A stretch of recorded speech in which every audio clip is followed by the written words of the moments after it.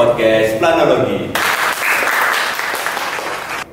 Bersama aku Izan Rizal Yutanto sebagai mahasiswa Perencanaan Wilayah dan Kota Universitas Jember angkatan 2023. Kali ini merupakan episode potologi yang spesial karena nanti potologi episode yang ke-14 akan membahas mengenai cerita inspiratif pertukaran mahasiswa merdeka. Pada episode kali ini kita akan membahas mengenai pengalaman, manfaat, hingga tips bagi kalian yang tertarik untuk mengikuti program pertukaran mahasiswa merdeka dengan dua narasumber yang pastinya kece dan keren ini. Oke, sebelum kita lanjut mungkin dari kakak-kakak bisa memperkenalkan diri terlebih dahulu.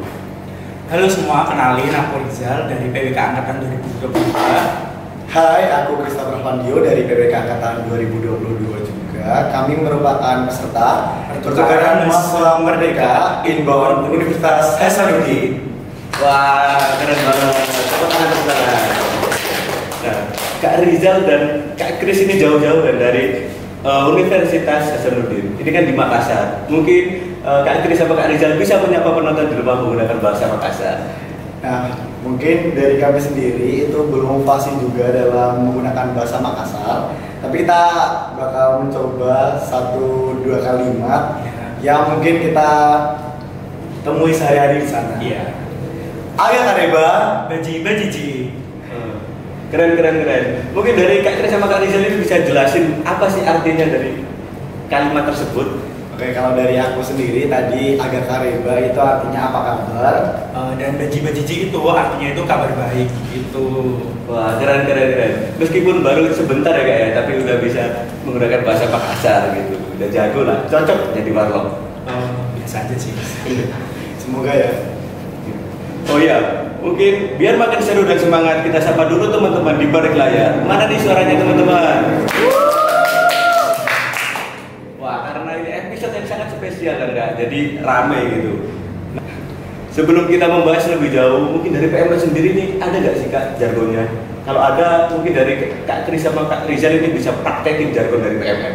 Oke, jadi di PM sendiri itu punya jargonnya pertukaran mahasiswa merdeka. Bertukar sementara, bermakna selamanya. Nah, pastinya ini udah pas semangat ya nggak setelah jargon kan. Oke, potologi kali ini berbicara tentang cerita inspiratif pertukaran mahasiswa merdeka. Jadi kita masuk ke pertanyaan pertama nih Kak. Nah, mungkin dari Kak Chris sama Kak Rizal ini bisa jelasin apa sih PMM itu? Oke, jadi PMM itu adalah singkatan dari pertukaran mahasiswa merdeka. Kami yang mahasiswa di perguruan tinggi di bawah Kementerian Pendidikan itu berkesempatan dapat mengikuti PMM, dan PMM sendiri itu syaratnya bisa diambil di kampus tujuan yang beda pulau dengan kampus asal. Jadi semisal kita ini dari Universitas Jember ya, kita tidak bisa mengambil kampus yang sama di Pulau Jawa. Jadi kita harus mengambil di luar Pulau Jawa. Jadi gitu ya Kak. Jadi untuk program PMM sendiri ini harus dilakukan di universitas yang ada di luar Jawa. Contohnya dari Kak Chris sama Kak Rizal ini kan ambilnya di Universitas Hasanuddin Sulawesi begitu ya Kak ya. Mungkin ini kan PMM sendiri kan program baru dari pemerintah. Apa sih atau bagaimana Kak Chris sama Kak Rizal ini tahu dan bagaimana ketertarikan apa yang muncul sehingga Kak Chris sama Kak Rizal ini daftar di PMM ini? Kalau aku sendiri itu tahu dari temanku. Jadi temanku itu merupakan peserta PMM batch sebelumnya, yaitu batch 3. Nah, jadi dia itu kayak ikut PMM, jadi kayak tertarik gitu dari story-storynya gitu, terus dari TikToknya, terus juga pernah lewat juga itu di IG Kemendikbud. Jadi agak FOMO juga sih, kayak terus waktu PMM 3 itu coba bikin akun tapi belum registrasi karena waktu itu belum boleh dulu ikut PMM gitu. Terus aku nyoba lagi di PMM 4. Kalau dari aku sendiri itu langsung mencoba di PMM 4. Jadi ya di PMM batch 3 sendiri itu aku belum melirik sama sekali program tersebut, dan waktu di PMM 4 pendaftaran, waktu aku lihat Rizal dia sibuk ngurusin pendaftaran, aku kayak mempertimbangkan kayaknya seru juga PMM ini, karena waktu di PMM 3 waktu booming-boomingnya itu banyak video-video yang lewat di beranda Instagram ataupun TikTokku. Jadi menurutku seru juga buat nambah-nambah pengalaman di luar kampus. Oh, jadi seperti itu ya Kak ya. Jadi untuk pengetahuan Kak tentang PMM ini banyak diketahui melalui media sosial begitu ya. Oh, jadi seperti itu Kak. Aku penasaran nih Kak, itu kan program baru dan yang aku ketahui sendiri Kak Kris sama Kak Rizal ini merupakan mahasiswa Prodi PWK UNED pertama yang daftar di program PMM ini. Nah itu mungkin bisa dijelasin bagaimana alur pendaftarannya dan gimana struggle-nya sih Kak?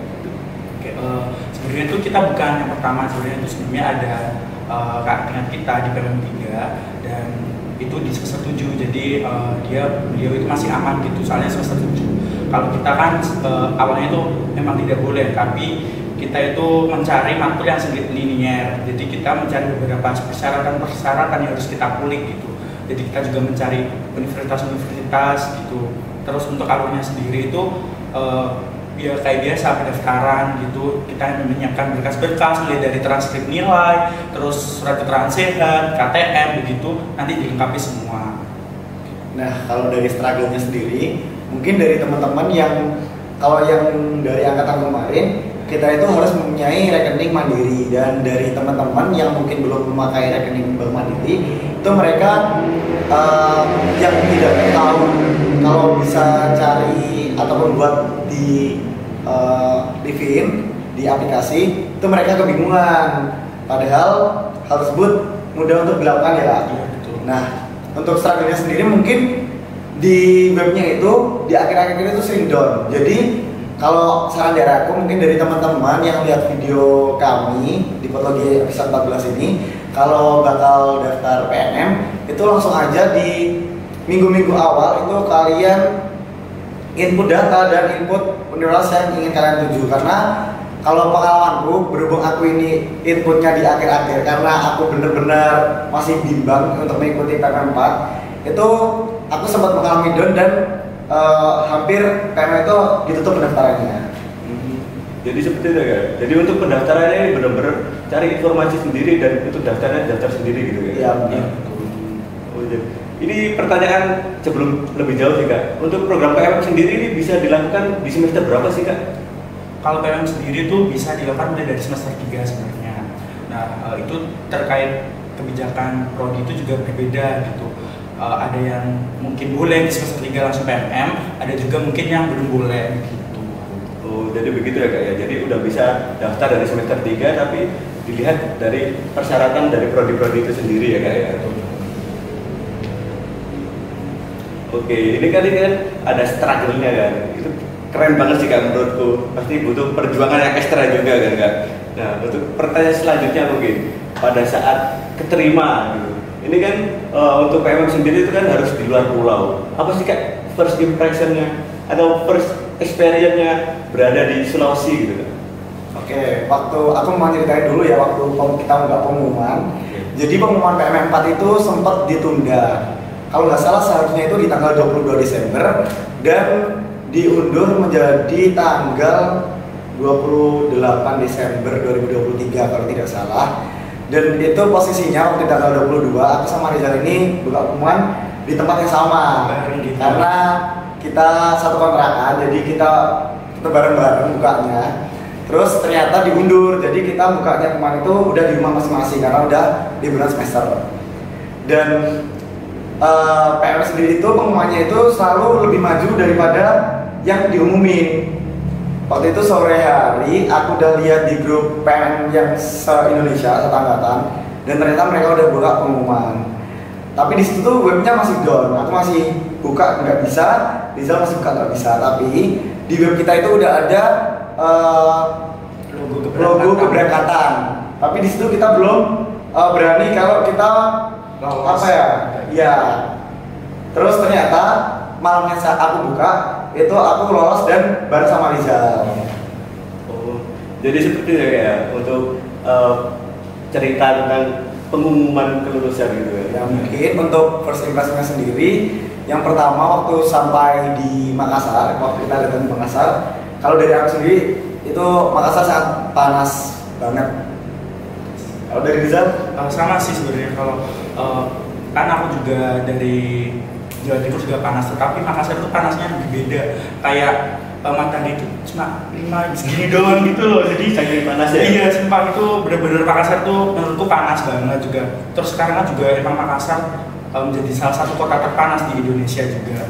Terus first impression lainnya itu yang kedua itu di Makassar itu apa ya, makanannya itu apa-apa itu pakai jeruk nipis gitu. Kayak nasi goreng itu pakai jeruk nipis gitu. Nasi goreng? Iya, nasi goreng itu juga ada yang dikasih jeruk nipis. Iya betul. Kayak kita nggak pernah gitu kayak gitu. Terus juga orang-orang di sana itu logatnya itu lumayan keras. Jadi 11-12 sama Medan. Iya. Medan kan juga logatnya keras gitu. Jadi kayak mau nanya kan, mau ke kemana gitu. Jadi kayak ditekanin juga logatnya. Kita kan kayak Jawa halus gitu ya. Jadi lumayan kaget juga. Dan di sana itu ada ibuan Jimmy Kipi. Itu bener-bener yang pertama kali aku beli makanan di sana. Itu ibunya itu langsung ngomong pakai bahasa ibuannya sana. Dan di situ aku bingung. Aku pernah beli ayam bungkusan. Itu ibunya itu kayak tanya mau pakai apa dik gitu. Dan ternyata dik itu emang imbuhan dari bahasa sana. Awalnya aku cuma kayak diem terus lirik-lirik teman-temanku yang di samping kan. Ternyata ibunya kayak oh bukan orang Sulawesi ya. Itu baru dari sana sendiri kalau kita beli itu langsung pakai bahasa Indonesia sih. Cukup seru juga ya kak ya. Meskipun aku nggak ngerasain tapi dengan cerita kakak-kakak ini udah kayak ngerasain perbedaan gitu. Perbedaannya sangat jauh mungkin dari cuaca, segi makanan dan juga budaya dan karakter dari masyarakatnya sendiri gitu kan. Nah mungkin ada nggak sih kak karakter shock lain gitu yang lebih kayak mengagetkan dari kakak-kakak sendiri waktu PMM di Makassar ini? Oh kalau aku ada lagi, berhubung Makassar kan ibu kota Sulawesi Selatan ya. Yang biasanya kita itu kuliahnya di Kabupaten Jember yang mungkin jauh dari ibu kota Jawa Timur juga. Waktu di Makassar itu benar-benar mobilitas kendaraannya itu tinggi banget dan sampai kita itu nyebrang kesusahan banget meskipun itu lampu merah. Iya. Di sana ada beberapa titik yang meskipun ada lampu merahnya orang-orang ini tetap robos. Iya. Dan waktu awal-awal itu meskipun kita di sini pakai motornya tuh oke-oke aja ya. Di sana itu kayak bener-bener kayak masih belajar motoran lagi. Terus kayak gitu-gitu tin kayak gak sabaran kayak ya waktu tuh udah pelan-pelan kayak tin gitu kayak brutal banget gitu. Iya makanya itu chaos banget berarti kalau di jalan-jalan di Makassar itu kalau di kampus utama berhubung Fakultas Teknik itu di Kabupaten Goa itu sepi banget sih, lebih sepi daripada Jember malah kalau di Fakultas Teknik. Karena Fakultas Teknik itu berdiri sendiri gitu kampusnya, khusus Fakultas Teknik. Jadi terpisah gitu ya, bukan di kampus utama aja. Ya. Ada first impression lagi. Apa juga? Waktu kita berangkat ke kampus teknik, kita kan dari seluruh Indonesia yang khususnya ke teknik itu kan angkut gitu, naik bus kan, satu bus gitu isinya anak-anak teknik aja. Itu kita itu di jalan itu ya lihat sapi, lihat kerbau, lihat kambing itu bener-bener di pinggir jalan sampai ada yang nyebrang, ada yang jalan di jalan yang harusnya dibuat kendaraan.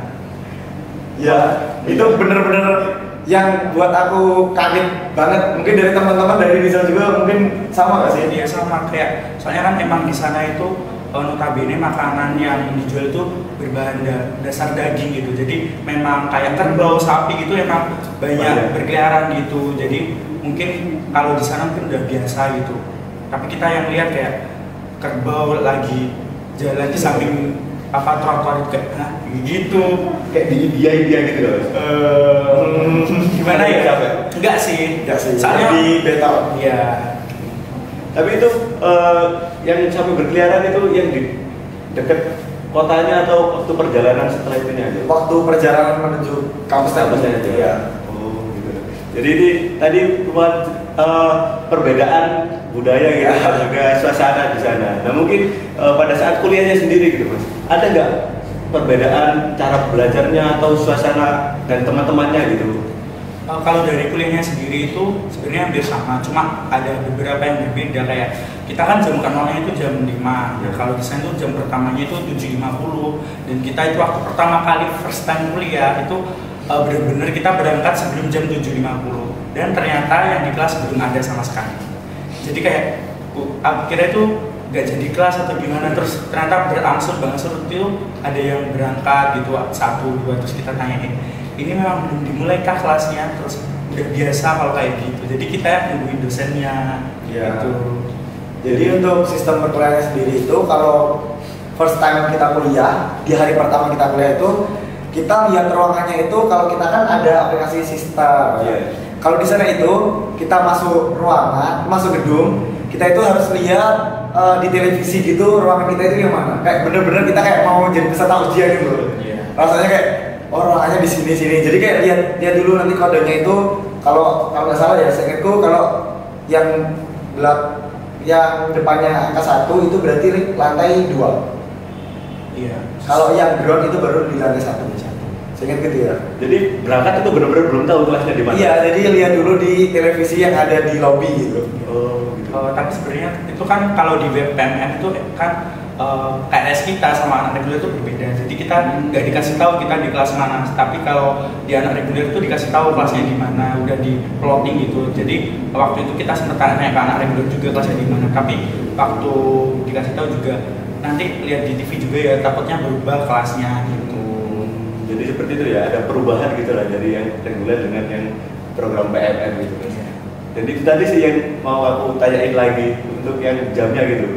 Di sana kan udah 7.40, bagi kita kan udah siang gitu ya Mas. Karena jam pertama kita jam 5 gitu. Itu kayak emang begitu kebiasaan, dan biasanya itu molornya berapa lama? Kalau molornya sih tergantung dosennya sih, datangnya jam berapa gitu. Juga kadang itu ada dari ketua kelas juga menginfokan kalau dosennya berangkatnya jam segini. Kalau kita kan biasanya dikasih tahu gitu sama dosen, kalau di sister langsung itu kan kita masuknya jam berapa gitu. Jadi kalau misal dosennya minta agak mundur 1 jam kan kasih tahu. Kalau gitu kadang cuma ketua kelasnya saja, terus benar-benar dosennya itu kalau kayak gitu langsung masuk gitu. Jadi gitu ya Mas ya. Mungkin ini sih Mas, karena kan perbedaan budaya dan juga bahasa ya. Nah itu ada nggak kesusahan untuk bergaul gitu kan? Kan pasti ada perbedaan bahasa gitu. Nah itu cara adaptasinya juga gimana Mas? Kalau hal tersebut ya, itu overthinking aku dan Rizal waktu H-1 mau kuliah perdana. Jadi kan di sana aku kan nggak ngambil mata kuliah yang banyak kan. Terus kalau nggak salah hari pertama kuliahku itu hari Selasa. Dan hari Seninnya itu ada teman yang udah mulai melakukan perkuliahan. Dari beberapa teman asrama PMM yang kuliah itu, dia itu shock banget di hari pertama kuliahnya. Dan itu buat aku jadi overthinking untuk kuliah di hari Selasanya gitu loh. Ternyata waktu hari Selasanya itu bener-bener teman PWK UNDAS, terutama yang angkatan 22 dan angkatan 21 juga sih. Itu bener-bener welcome. Kita disambut, kita ditanya nama, meskipun kita nggak tahu bahasa sana ya, tapi mereka itu juga ngajarin dikit-dikit. Tapi untuk sehari-hari mereka kalau sama kita tetap pakai bahasa Indonesia sih. Untuk teman-teman di sana baik banget, kita dibantu juga kalau ada kendala di perkuliahan juga. Wah, seru berarti ya Mas ya di sana. Berarti teman-temannya di sana sangat sportif gitu. Sportif banget di sana. Jadi untuk struggle-nya itu hampir nggak ada waktu di perkuliahan ya Mas. Mungkin kalau ada beberapa dosen yang ada pakai kosakata jini kipi gitu, ataupun bahasa-bahasa Makassar, itu awal-awal kita masih bener-bener kesusahan banget karena nggak bisa meraba-raba gitu loh yang pakai bahasa sana. Ini maksudnya dosen ini mau ngomong apa, artinya apa, itu bener-bener kita nggak paham sama sekali. Tapi kalau waktu udah mulai dekat sama anak-anak sana, itu jadi kayak ada translatornya sendiri kayak, itu tadi bapaknya ngomong apa sih, itu baru berani tanya. Struggle sendiri ada sih kalau aku itu waktu UTS kan ikut kelas transportasi di sana, jadi kagetnya itu UTS-nya itu pakai bahasa Inggris. Kayak kan kalau di sini kan belum pernah kan UTS pakai bahasa Inggris, terus bener-bener dosen itu soalnya kan soal yang di Jember kan biasanya langsung ditampilin di di layar gitu. Nah itu bener-bener dosennya itu langsung dari lisannya gitu ngomongin, ditulis ya ini intinya, pokoknya soalnya itu dari lisannya langsung. Terus kayak kan aku kurang bisa ya berbahasa Inggris, jadi ada kesusahan dikit-dikit gitu. Terus juga kayak ternyata jawabannya itu juga harus pakai bahasa Inggris, dan bener-bener kalau di sana kalau verb-nya salah gitu-gitu bener-bener langsung disalahin. Bener-bener shock banget sih itu. Jadi itu salah satu perbedaan sistem pembelajarannya ya Kak, dari Universitas Jember dan Universitas Hasanuddin. Iya. Ada lagi nggak Kak? Mungkin dari cara pembelajarannya yang berbeda gitu, selain penggunaan bahasa Inggris pada saat UTS itu? Kayaknya itu aja sih yang di perkuliahan yang buat shock. Dan yang di bahasa Inggris itu bener-bener dosennya itu logat bahasa Inggrisnya juga kental gitu loh. Jadi kita itu dosennya bacakan soal bahasa Inggris, kita langsung nulis jawab pakai bahasa Inggris. Itu kayak bener-bener tantangan tersendiri bagi aku sih, karena pertama kali juga ngerasain hal tersebut. Oh gitu ya Kak. Nah ini tadi kan bahas mengenai akademiknya kan Kak. Masalah organisasi-organisasi gitu, dari Kak Kris sama Kak Rizal ini ikut nggak organisasi yang ada di Unhas gitu? Kalau ikut organisasi itu di Universitas sendiri itu kita nggak mengikuti, tetapi kita ikut kepengurusan dari PMM sendiri di Unhas. Aku sendiri sebagai staf dari Kominfo, dan aku sendiri menjadi koordinator lapangan dan event khusus untuk kampus teknik. Oh jadi gitu ya Kak. Jadi program PMM sendiri ini nggak cuma berfokus sama akademiknya juga, akademiknya aja ya Kak ya, tapi bisa di organisasi atau panitiaan yang lain gitu ya. Ya, selain itu aku dan Rizal sendiri juga ketua kelompok modul Nusantara di kelompok masing-masing. Aku di kelompok Rotterdam, aku di kelompok 10 Bantaeng. Keren. Jadi balance ya Kak ya, akademiknya dapat, pengalamannya juga dapat. Jadi PMM ini bisa menambah pengalaman buat Kak Kris sama Kak Rizal sendiri gitu. Oke, jadi pertanyaan selanjutnya ini merupakan pertanyaan yang penting gitu. Bagaimana dukungan Universitas Jember dan Universitas Hasanuddin terkait program pertukaran pelajar ini? Karena kan dukungan dari kedua kampus ini kan sangat penting gitu kan bagi kelancaran selama PTN gitu. Mungkin bisa dijelaskan bagaimana dukungannya? Kalau dukungannya itu tentunya sangat mendukung ya, karena ini juga salah satu program Merdeka Belajar, dan Universitas Jember sendiri itu juga mewadai gitu, kayak kita juga diantarkan gitu, maksudnya itu kayak ada pelepasan. Nah, tetapi waktu pelepasan kita belum bisa hadir karena memang waktu pelepasan kita sudah di Makassar, dan waktu itu juga mobilisasinya itu kan dibebaskan ya, apakah langsung dari rumah atau mau Jember dulu. Nah, berhubung aku sama Kris ini dari rumah, jadi kita dapat uang kayak uang mobilisasi gitulah dari Universitas Jember gitu. Kalau dari Unhas mungkin Kris bisa jelasin sih gimana. ya mau nambahin juga dukungan dari Universitas Jember ya. Tidak hanya dari kampus, dari PIC-nya Prodi kita, Prodi BWK itu ada Bu Rinda. Itu Bu Rinda juga mendukung banget kalau kita ini mengikuti program MM. Pernah itu aku ingat kita itu belum ngurus surat kalau kita keterima gitu ya intinya. Dan ternyata Bu Rindang itu membantu untuk menguruskan hal tersebut. Awalnya aku tanya Bu Rindang, Bu apakah kami harus ke Jember, perlu ke Jember gitu. Bu Rindang jawab tidak usah, nanti saya uruskan aja. Dan itu menurutku hal yang buat kami ini selalu terkenang gitu loh, karena bener-bener dari dosennya sendiri ini bener-bener support buat kita itu melakukan PMM. Dan kalau di UNES sendiri itu mereka bener-bener mendukung banget ya kalau itu. Mulai dari kita dijemput dari bandara, itu dibawa ke Universitas Hasanuddin, terus penginapan disiapin penginapan, itu ada asrama mahasiswa. Terus setelahnya ada kita disambut, dan disambutnya itu kita langsung di aula gedung Baruga namanya. Itu bener-bener menurutku juga termasuk yang cukup meriah buat kami ya, buat kami yang dari luar pulau datang ke Sulawesi dan sama mereka juga disambut. Terus juga kita sempat kayak ditengokin gitu sama pihak Universitas Jember waktu program sudah berjalan sekitar 3 bulan. Kita dari PIC dari Universitas Jember itu menengokin kita gitu kayak gimana ketika PMM di sini itu, apakah senang atau dapat apa aja. Jadi kita ngerasa juga kayak diperhatikan, diurus gitu, bener-bener nggak cuma langsung dilepas gitu aja. Wah, seru banget ya Mas. Jadi udah dapat dukungan dari kedua univ dan teman-teman dan lingkungannya juga mendukung. Jadi itu pasti kan bikin lancar gitu selama program PMM ini. Nah, itu kan dampak positif dan keuntungan dari PMM. Jadi yang udah dijelasin sama Kak Rizal sama Kak Krisni tadi kan yang suka-sukanya aja. Nah, ada nggak sih dukanya dari PMM ini sendiri? Karena PMM ini kan di luar pulau gitu, dan Kak Kris sama Kak Rizal ini kan daftarnya di semester genap, dimana di semester genap ini ada libur hari raya gitu. Mungkin bisa diceritain dari Kak Rizal sama Kak Kris.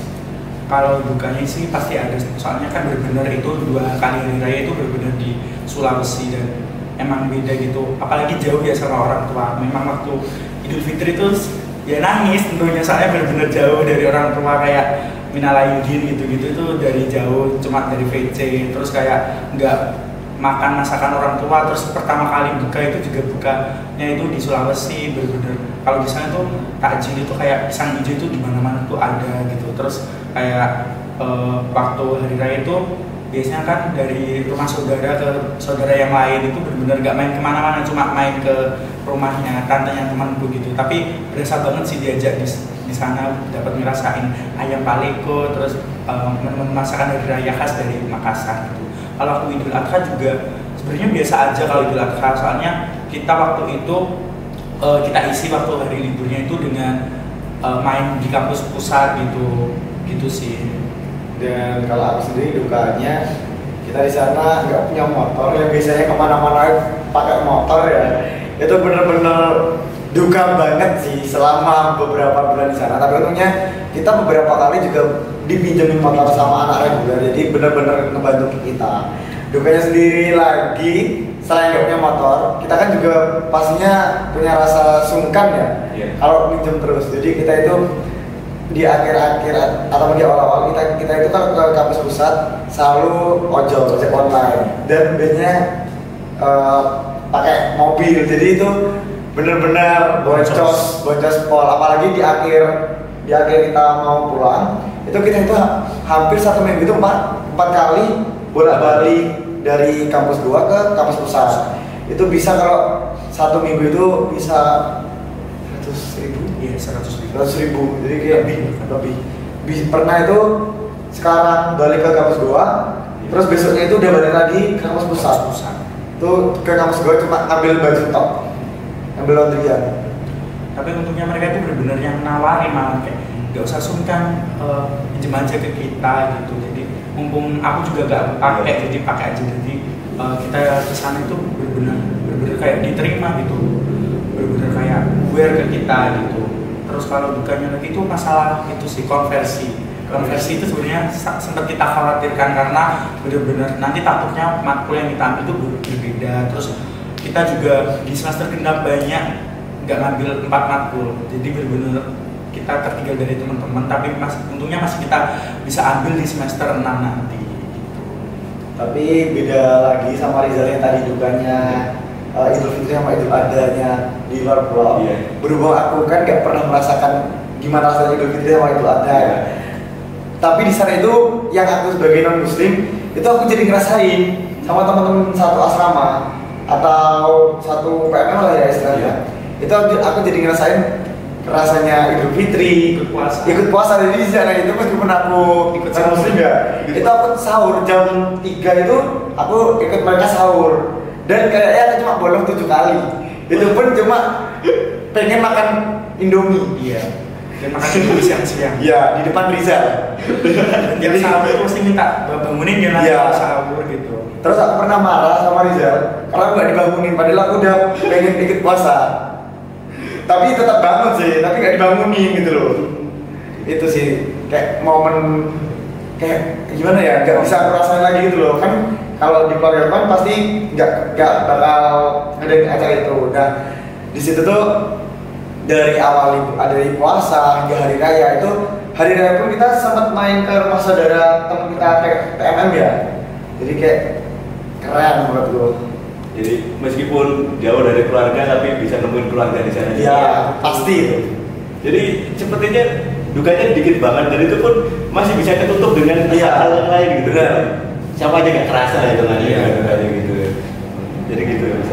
Nah, mungkin selanjutnya ini sih kan aku bener-bener kayak keuntungan banget, seneng bahan duka aja cuma dikit banget. Nah, gimana tips dan trik buat lolos program PMM ini sendiri? Kalau tips and triknya sebenarnya nggak ada, soalnya bisa dikatain PMM itu juga lumayan hoki-hokian, tapi juga kayaknya juga ada beberapa aspek yang dipertimbangin di sana gitu. Mungkin kayaknya di transkrip nilainya juga dicek benar-benar dilihat. Terus kita kan waktu itu juga ada tesnya itu ada tes kebinekaan sama tes VCET. Tuh kira itu bakal kebinekaan yang kayak tes kedinasan gitu-gitu ya. Ternyata masih mudah kok, kayak masih jika ada tetanggamu yang beda agama bagaimana kamu menanggapi, jadi masih bisa lah di logika gitu. Mungkin yang nggak lolos juga mungkin yang waktu itu kan juga wajib on cam ya, mungkin waktu itu berisik atau gimana gitu sih. Kita cuma menyimpulkan sendiri, soalnya bener-bener nggak tahu yang sebenarnya nggak lolos tuh kayak gimana gitu. Terus kalau dari aku sendiri yang di kebinekaan itu, kalau teman-teman pernah tes kedinasan itu sama kayak tes poin di TKP-nya. Di tes kepribadian itu udah sama banget. Jadi kayak ya udah sama kayak di kehidupan kita sehari-hari gimana nanggepin masalah tersebut. Terus di VCET sendiri itu beberapa soal ada yang keluar undang-undang ya. Iya. Jadi kita poinnya dari VCET itu kita harus belajar mengenai dosa besar di perguruan tinggi. Itu soalnya keluar semua. Dan pertama kali aku tahu ada poin tiga dosa besar perguruan tinggi yang waktu aku mau tes PMM itu. Jadi aku buka-buka lihat undang-undang, ternyata keluar semua. Terus tipsnya sendiri waktu pemilihan kampus, kalau di prodi kita ya, itu usahain yang jangan yang lebih rendah daripada PK Unex itu. Biar pengalamannya akademiknya juga kerasa. Jadi kalau bisa yang lebih bagus gitu lah dari prodi kita saat ini. Jadi itu merupakan tips dan trik, dan untuk pertanyaan-pertanyaannya itu masih tergolong basic gitu kan, jadi masih tergolong cukup mudah kan? Oke, jadi ini merupakan pertanyaan terakhir Kak. Mungkin dari Kak Rizal dan Kak Kris ada pesan inspiratif buat teman-teman penonton mengenai mereka yang masih bingung gitu, apakah daftar PMM atau enggak, yang masih ragu-ragu gitu. Mungkin dari Kak Rizal sama Kak Kris ada pesan-pesan inspiratif lah buat mereka. Oke. Jadi buat kalian teman-teman yang mau daftar dan masih bingung, itu bisa dikuatkan juga niatnya, jangan lupa berdoa dan minta izin ke orang tua, karena kita kan jauh dari orang tua ya selama 1 semester dan di luar pulau. Banyak sekali hal-hal yang mungkin tidak terduga bakalnya, tapi kesempatan kan tidak datang kedua kalinya. Berhubung kita masih bisa merasakan menjadi mahasiswa dan dapat mempunyai kesempatan untuk ikut pertukaran mahasiswa, gunakan kesempatan sebaik mungkin. Jikalau dari teman-teman itu emang udah niat, dan kita pun dari aku sendiri motivasi awal ikut itu emang tujuannya pengen liburan gitu loh, istilahnya liburan tapi gak hilang dari konteks kuliah, jadi bermain sambil belajar. Jadi mungkin dari teman-teman juga bisa nerapin konsep itu buat ikut PMM, jadi gak usah takut gimana nanti waktu udah terima dan udah di luar Jawa, itu pasti banyak kok teman-teman yang bakal nolong kalian. Kalau dari aku sendiri sih ikut program ini sangat worth it banget, karena selain mendapat benefit-benefit yang sudah disebutkan tadi, menurutku itu pengalaman selama kita muda itu gak bakal terulang lagi gitu. Kayak kita kan kapan lagi gitu ketemu sama teman-teman yang beda kampus, beda suku, beda agama gitu kan, kapan lagi gitu. Jadi menurutku cobain aja gitu selagi kita masih muda. Terus juga selain program PMM ini kan juga masih banyak program Merdeka Belajar Kampus Merdeka ini. Jadi mungkin yang gak dapat di PMM ini mungkin bisa ikut di program-program yang lain gitu. Jadi intinya jangan pernah takut untuk mencoba ya Kak ya. Jadi apapun peluangnya itu bisa mungkin dicoba aja terlebih dahulu. Nah, itu merupakan pertanyaan terakhir dari Potologi episode ke-14. Terima kasih Kak Kris dan juga Kak Rizal atas informasinya yang sangat informatif dan sangat membantu kita untuk mengetahui PMM itu seperti apa, benefitnya apa, dan kendalanya seperti apa.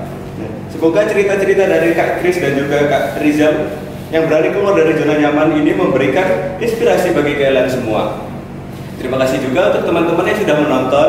Aku Izan selaku host pamit undur diri. Terima kasih. Bye. Bye. Hai Sobat Karya, mau tampil beda? Miliki sekarang juga merchandise keren dari karya Ira Nagari. Kami punya koleksi mulai dari jaket varsity, kaos kece, tote bag stylish, dan koleksi yang menarik lainnya. Cek link di bawah untuk lihat koleksi yang lebih lengkapnya. Yuk tunjukkan dukungan kalian dengan bangga menggunakan merchandise karya Ira Nagari. Terima kasih sudah menjadi bagian dari perjalanan kami.